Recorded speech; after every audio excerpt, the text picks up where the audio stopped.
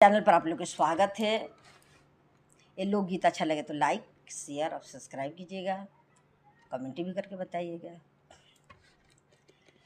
गोरखपुर के हो गोरखपुर के, गोरखपुर के हो गोरखपुर के, निके लागे टिकुलिया गोरखपुर के, निके लागे टिकुलिया गोरखपुर के।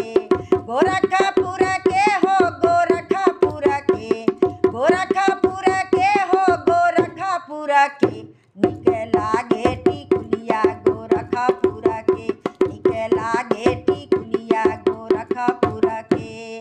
हावड़ा के काजल बरैली के सुरुमा, हावड़ा के काजल बरैली के सुरुमा, सूटा सलवार वायलिया गढ़ के, सूटा सलवार वायलिया गढ़ के, निके लागे टिकुलिया गोरखपुर के, निके लागे टिकुलिया गोरखपुर के।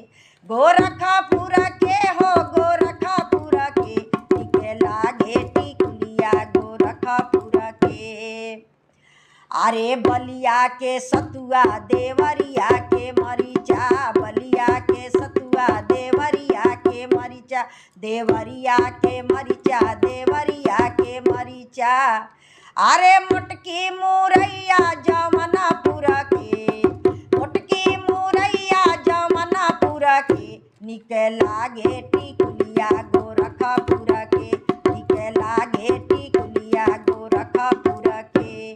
गोरखपुर के हो गोरखपुर के, गोरखपुर के हो गोरखपुर के, निके लागे टिकुलिया गोरखपुर के।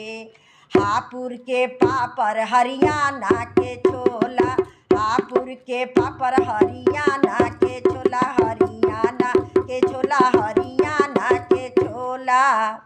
अरे नाचे लवंडा भागलपुर के, नाचे लवंडा भागलपुर के, निके लागे टिकुलिया गोरखपुर के, निके लागे टिकुलिया गोरखपुर के।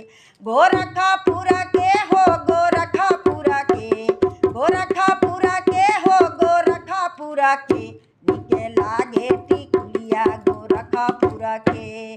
दुनिया में नामी लखनऊआ के रे बड़ी, दुनिया में नामी लखनऊआ के रे बड़ी, लखनऊआ के रे बड़ी, लखनऊआ के रे बड़ी।